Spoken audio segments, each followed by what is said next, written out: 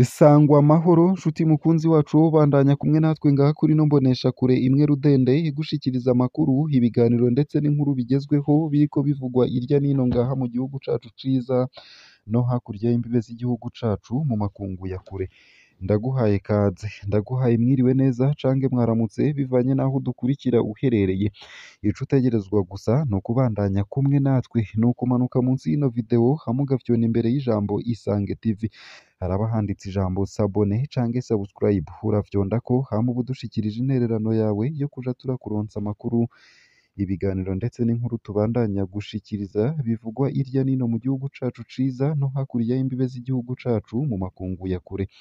Ndakwifurije kubandanya uraruranirwa ndetse no kugira ibihe vyiza n'umunsi mwiza. Ano makuru rero harabafatiye ku ngingo nkuru nkuru zikurikira. Musenyeri Simoni Ntamwana avuga ko abarundi bose bakwiye kwanga kugirwa abaja n'uwo ari we wese. Musenyeri Simoni Ntamwana yahoze arongoye diyoseze nkuru ya Gitega abandanya yemeza ko ikiringo ca gatatu c'umuhisi Petero Nkurunziza kitari gikurikije amategeko,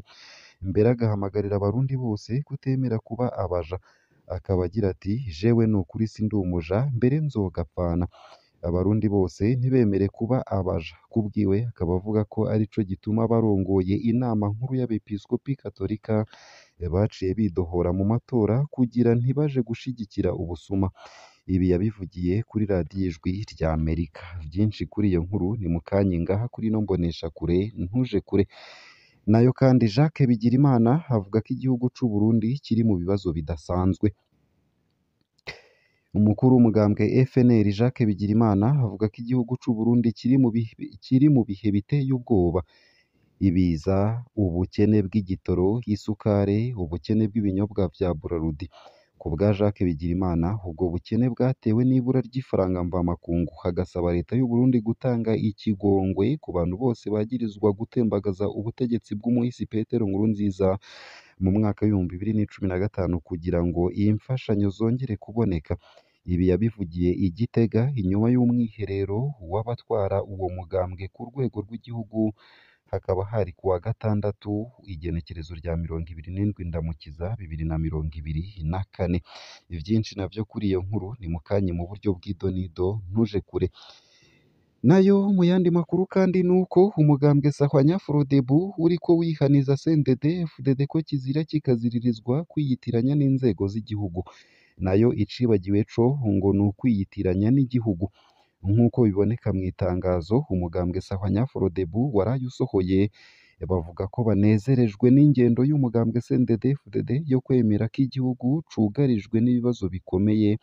kandi bitegerezwa gutorerwa umuti vyihuta. Inyuma y'imyaka irenga 18 uwo mugambwe uri ku butegetsi, ivyo bibazo navyo bizingamitse igihugu hakaba ari ikibazo c'amahoro n'umutekano, ugukundisha igihugu abanyagihugu, indero mu mashure, kwishira no kwizana kw'abanyagihugu n'imigambwe, umwidegemvyo ku banyagihugu mu gushikiriza ivyiyumviro vyabo atagukebaguzwa, kugarukira itunga ry'igihugu rigeze aho umwansi ashaka n'ibindi n'ibindi. Umugambwe Sahwanya Frodebu kandi uranegura wivuye inyuma cane kubona umugambwe uri ku butegetsi CNDD FDD ugenda gutunganya ikoraniro uvuga ko ugiye kwicarira ibibazo vyerekeye ubuzima bw'igihugu n'abarundi bose, na nyangingo zigafatwa gihutihuti n'umurwi umwe udaserukira abarundi bose, zidateguwe neza. Sahwanya Frodebu ukanegura naho zafatiwe. Isayo gusa ayo hamwe n'ayandi ni mukanye mu buryo bw'idonido ntuje kure. Ico utegerezwa gusa ni ukubandanya kumwe natwe, uramanuka munsi y'ino video hama ufyona imbere y'ijambo Isange TV, haraba handitse ijambo sabone cange subscribe, uravyondako hama uba udushikirije intererano yawe yo kuja turakuronsa amakuru, ibiganiro ndetse n'inkuru tubandanya gushikiriza bivugwa irya nino mu gihugu cacu ciza no hakurya y'imbibe z'igihugu c'u Burundi mu bisata bitandukanye. Ndakwipfurije kubandanya uraruranirwa mu vyo uriko urarangura ndetse yewe n'ivyo utegekanya kurangura. Ano makuru ku buryo burambuye nunyemerere nyatangurire kuri ino nkuru ivuga ko Musenyeri Simoni Ntamwana avuga ko abarundi bose bakwiye kwanga kugirwa abaja n'uwo ari we wese. Musenyeri Simoni Ntamwana yahoze arongoye diyoseze nkuru ya Gitega abandanya yemeza ko ikiringo ca gatatu c'umuhisi Petero Nkurunziza kitari gikwirikije amategeko, mbere agahamagarira abarundi bose kutemera kubabaja akaba agira ati jewe ni ukuri sindi umuja mbere nzogapfana abarundi bose ntibemere kubabaja kubwiwe akaba avuga ko arico gituma abarongoye inama nkuru y'abepiskopi katolika baciye bidohora mu matora kugira ntibaje gushigikira ubusuma ibi akaba yarabivugiye kuri radiyo ijwi rya Amerika uwo yahoze arongoye diyoseze nkuru ya Gitega ngo avuga ko atazodohoka mu kubandanya yemeza ko ikiringo ca gatatu c'umuhisi Petero Nkurunziza kitari gikwirikije amategeko mbere n'abarundi bose bakwiye kutemera kuba abaja b'uwo ari we wese Simoni Namwana akaba agira ati jewe ni ukuri sindi umuja ni ukuri sindi umuja jewe nzogapfana nshaka ko mbere n'abarundi bose banyotewe kwishira n'abandi bose banyotewe kwishira no kwizana banga kwemera kuba abaja b'umuntu uwo ari we wese abategeka ikintu kitari co naho yasubiye gutwara umuhisi Petero Nkurunziza yatwariye ku kiringo kidakwirikije amategeko nico gituma mbere inama y'abepiskopi katolika twaciye dusokora akarenge no mu matora yakwirikiye kuko tutashaka gushigikira ubusuma ku bintu twiboneye neza kandi ayo matora atarubahirije ivy'ibwirizwa shingiro ryacu rivuga Simoni Ntamwana yamenyesheje kandi ko mu bategetsi bayoboye igihugu uyu munsi barangwa no kunyonyeza amatungo y'igihugu ahagira ati ku bwanje narabivuze kenshi abo badutwara bagenda bararyanira amatungo kandi ugasanga aribo baduha akarorero ko kuryanira amatungo ese uwo mutima wohinduka w'abarongoye igihugu ni ukuri twoshobora kurongora buno Burundi ngivyo ivyashikirijwe n'umukozi w'Imana nayo mu yandi makuru kandi nuko Jacques Bigirimana avuga ko igihugu c'u Burundi kiri mu bibazo bidasanzwe muri kino gihe umukuru w'umugambwe FNL Jacques Bigirimana avuga ko igihugu c'u Burundi kiri mu bihe biteye ubwoba ibiza ubukene bw'igitoro isukare ubukene bw'ibinyobwa vya Burarudi ku bwa Jacques Bigirimana ubwo bukene bwatewe n'ibura ry'ifaranga mvamakungu hagasaba leta y'u Burundi gutanga ikigongwe ku bantu bose bagirizwa gutembagaza ubutegetsi bw'umuhisi Petero Nkurunziza mu mwaka w'ibihumbi 2015 kugira imfashanyo zongere kuboneka ibi yabivugiye i Gitega inyuma y'umwiherero w'abatwara uwo mugambwe ku rwego rw'igihugu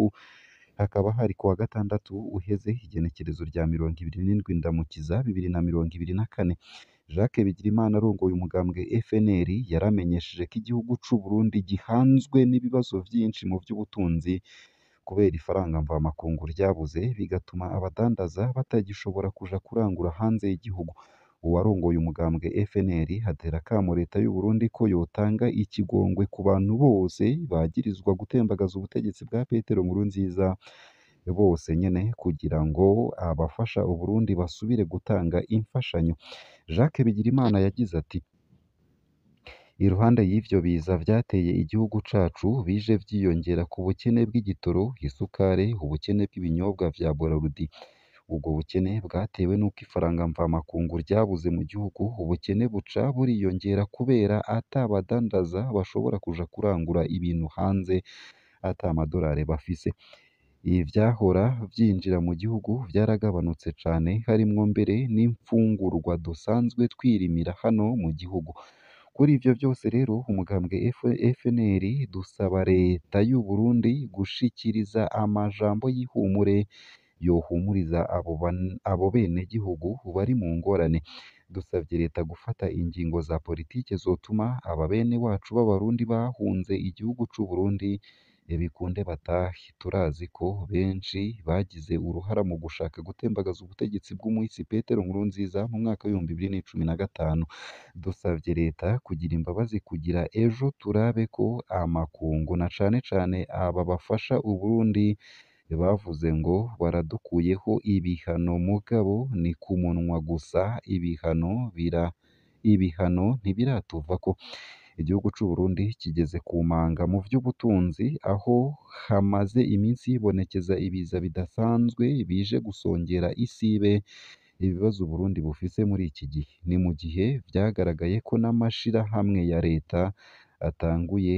no guhomba. Leta y'u Burundi ikwiye kureka kwiremesha yemere ko igihugu kiri mu bibazo maze kirondere imfashanyo mu makungu kugira bagarure ibintu mu maguru masha. Ngaha akaba ariho nsoreje ano makuru nari naguteguriye ariko avugwa irya nino mu gihugu cacu ciza no hakurya y'imbibe z'igihugu c'u Burundi mu yandi makungu. Ndakwipfurije kubandanya uraroranirwa, kubandanya urashikirwa n'amakuru tubandanya gushikiriza, nta kindi usabwa gukora ni ukumanuka munsi y'ino video hama ugafyona imbere y'ijambo Isange TV haraba handitse ijambo s'abonner canke subscribe bivanye na YouTube ukoresha,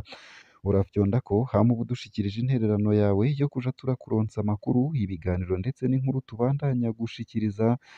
bivugwa irya nino mu gihugu c'u Burundi ndetse no hakurya y'imbibe z'igihugu c'u Burundi mu makungu ya kure. Ndakwipfurije rero kubandanya uraroranirwa mu vyo uriko urarangura ndetse n'ivyo utegekanya kurangura, ugire ibihe vyiza n'umunsi mwiza.